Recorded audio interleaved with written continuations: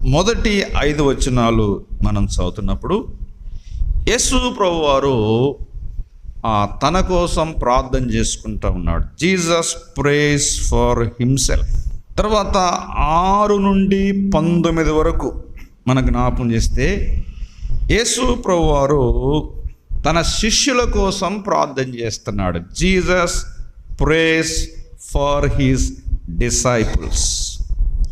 తర్వాత 20 నుండి చివరి దాకా మనం చదువుకుంటే యేసు ప్రభువారు ప్రపంచములో ఉన్న పరిశుద్ధులందరి కోసం ప్రార్థన చేస్తున్నాడు.